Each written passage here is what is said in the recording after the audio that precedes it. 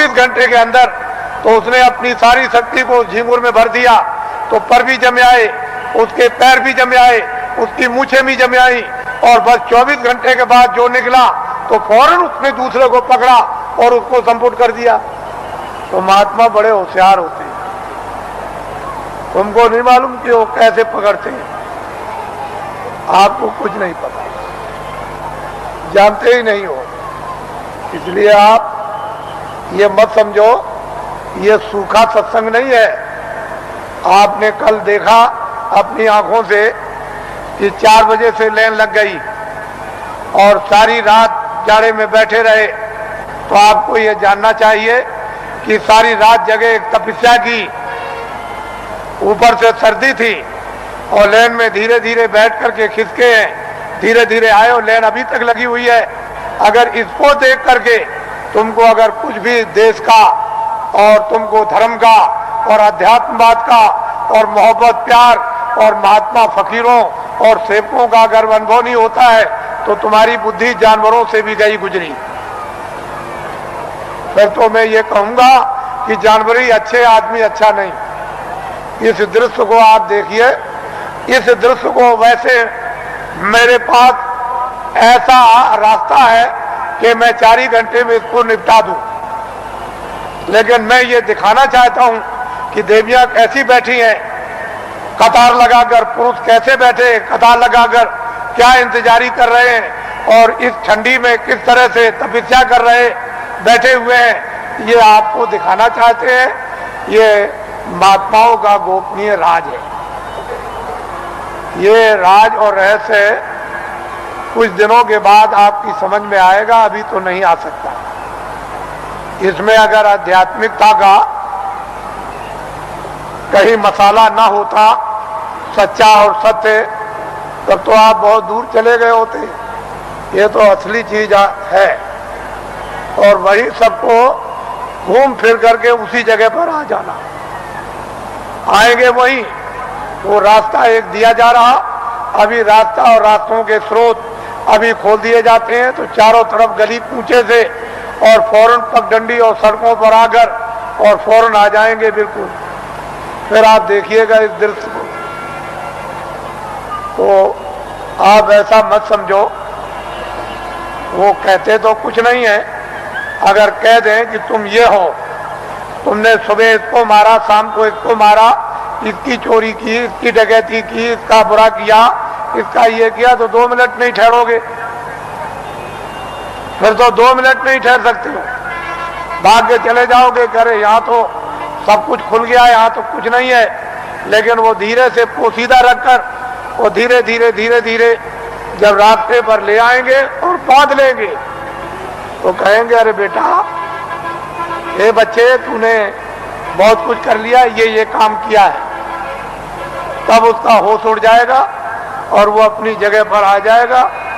वो आदेश उसको मिलेगा, उसका पालन करेगा, उसका नाम है भक्ति।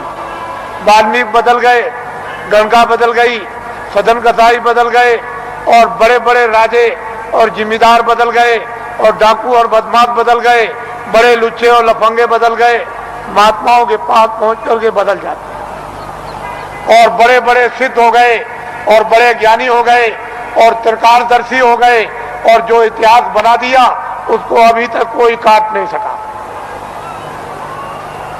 उन्होंने लिख दिया मैं सबसे बुरा था, मैं सबसे पापी था, मैं सबसे गुनाहगार था और सब कुछ चिल्लाकर उन्होंने किताबों में ढनूरा पीट दिया। लेकिन यह है कि जिस महापुरुष के चरणों में गए उन्होंने उस सबको क्षमा कर दिया।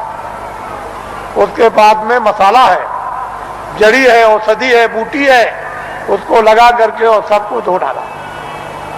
तब उसको स्वच्छ और साफ और निर्मल और शुद्ध और पवित्र है उसको कर दिया। उसकी तब महिमा होती है, तब गुणगान होता, तब भक्त और भगवान की लीला होती है। नहीं तो वैसे तो कौन भगवान को पहचान सकता है? भगवान तो भक्तों को पहचान लेगा, लेकिन भक्त कौन है? कोई नहीं। भक्त और भगवान का एक रस, एक रूप और एक भाव जब बन जाता है तब लीला होती है भक्त और भगवान की, स्वामी और सेवक की और मुर्शिद और मुरीद। तो मुसलमान जो मस्जिद में इबादत करते हैं, उनके इबादत करने का तौर तरीका सही नहीं है, गलत है। इसलिए मुसलमानों की इबादत खुदा कबूल नहीं कर रहा। क्यों नहीं कर रहा? कि उन्होंने अपने दिल और दिमाग को पाक साफ नहीं रखा, और गंदगी से मालिक इबादत को कबूल कभी कर नहीं सकता।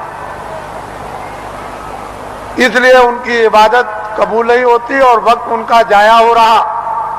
और ये जिस्म जो आपको थोड़े वक्त के लिए दिया गया, वक्त पूरा होते ही जैसे ही पूरा हुआ, लेकिन उन्होंने कहा जिस्म हमने इबादत के लिए ही दिया है कि इबादत से तुम अपनी रूह को जगा लो और नजात में पहुंचा दो मौत के पहले।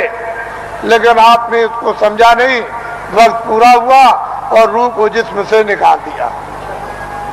जिस तरह से हिंदू की जीवात्मा निकाली जाएगी, उसी तरह से मुसलमान की रूह निकाली जाएगी, और फैसला दोनों का एक ही तख्त पर होता है, अलग अलग नहीं। वहां न कोई हिंदू है न वहां कोई मुसलमान। वहां तो जो भी तुमने अच्छे और बुरे जो काम किए वो वहां पर हैं और उसी का इंसाफ हो जाएगा। वहां किसी शहादत और गवाही की जरूरत नहीं। ये सब कुछ है, महात्माओं को, महान आत्माओं को ये सब दिखाई देता है। इससे मालूम होता है कि वो कौन है हिसाब करने वाला और किस तरह से हिसाब करता है, और किन लोगों को फिर मनुष्य शरीर नहीं मिलता और कब तक नहीं मिलता है, ये महापुरुषों को सब मालूम। अब आप लोगों से हमारी ये विनय और प्रार्थना है कि अब आप लोग अपना उम्र का जो थोड़ा बहुत बचा हुआ हिस्सा है, कुछ तो आप खेती, दुकान, दफ्तर में लगा दो, कुछ बच्चों की सेवा में लगा दो, कुछ मान सम्मान में लगा दो, कुछ सोने में। थोड़ा सा समय बचाओ इसी मनुष्य मंदिर में, जिस्मानी मस्जिद में, तो सच्चे खुदा की रूह से इबादत हो जाए और सच्चे भगवान का जीवात्मा से भजन हो जाए।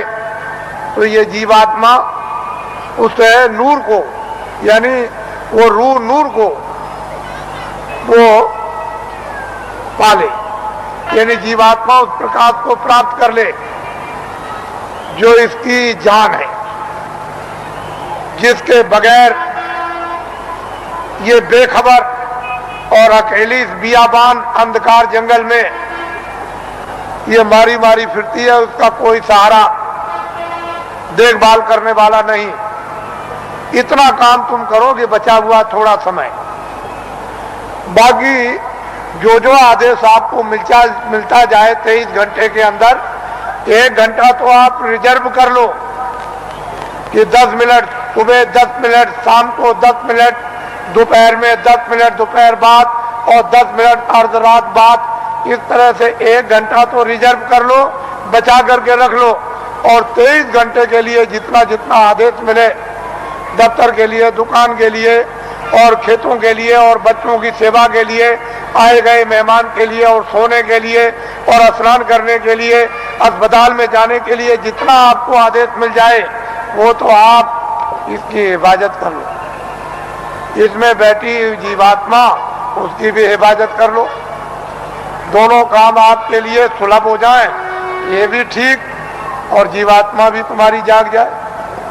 लेकिन इसी से जगेगी जब ये ठीक रहेगा, निरोगी रहेगा और स्वच्छ रहेगा और साफ रहेगा और पाक रहेगा, तो फिर जीवात्मा भी साफ हो जाएगी और निरोगी हो जाएगी।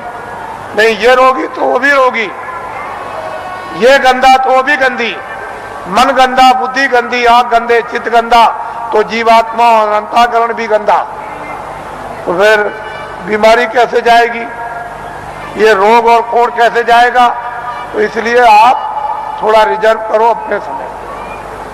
फिर थोड़े ही समय के बाद जब नशा उतरने लगेगा तो अफीम का नशा कुछ नहीं, शराब का कुछ भी नशा नहीं। ये वो नशा है कि एक बार पी लो तो फिर कभी चढ़ी उतरती नहीं है। मेरे पास बहुत से लोग आते हैं और बड़े बड़े प्रलोभन दिए कि चलो आप ही को प्रधानमंत्री बना देंगे। अरे मैंने कि चलो, तुम एक प्रधानमंत्री नहीं, लाखों और करोड़ों, उसकी भी जरूरत नहीं है। वो तो कूड़ा कचरा है। प्रधानमंत्री का स्थान कूड़ा कचरा बदबूदार है। ये सब तुम्हारा कोई असर लगने वाला नहीं है। इसको छोड़ दो। धन और दौलत ये सब छाया है। ये वक्त से ये सब अलग थलग, और ये भी छाया, ये मैल है। देखते देखते मिट्टी का मिट्टी में, वायु का वायु में, अग्नि का अग्नि में, और आकाश का आकाश में, ये सब का सब जल का जल में मिल जाएगा और कुछ भी पता नहीं चलेगा कि ये कहाँ चले गए। और जीवात्मा जिसके कारण ये चलता फिरता बोलता है, ये बादशाह कहलाता, सेठ साहूकार कहलाता, विद्वान कहलाता और बड़ा बहादुर और दानी कहलाता, वो तो निकल जाएगा, उसका भी पता नहीं। उसी के पते के लिए अनमोल मनुष्य शरीर आपको दिया गया। इसमें बैठकर उसका पता लगा लो और इन्हीं इंद्रियों के द्वारा तुम जो है उस छाया पर, यानी कागज पर लिख मारो कि मैंने उसको देखा, जिसका कभी नाश नहीं होता है, जो चलता फिरता बोलता नहीं, जिसके यहाँ कभी सुबह शाम नहीं होती है, जिसके यहाँ कभी रात्रि और दिन नहीं होता, और सूरज और चांद कभी निकलता नहीं, वो एक रस रहने वाला। इसलिए आप थोड़ा समय बचाओ, ये हमारी विनती और प्रार्थना है। हम तो वर्षा आदेशानुसार ये देते हैं, लेकिन उसको संभाल करके रखो। हमारी बात अच्छी तरह से समझ लो। तुमने अगर किसी की नाक काटी है सुबह, तो वो सब फिल्म में आ गई। शाम को तुमने गर्दन काटी तो सब फिल्म में आ गई। वो रो रहा, चिल्ला रहा, सामने पड़ा। मारने वाला भी है, मरने वाला भी। किसी की टांग काट दी, हाथ काट दिया, रात को चोरी या दिन को की, दिन को डकैती या रात को, या आपने और कोई अमानवी काम, ये सब फिल्म में, फाइल में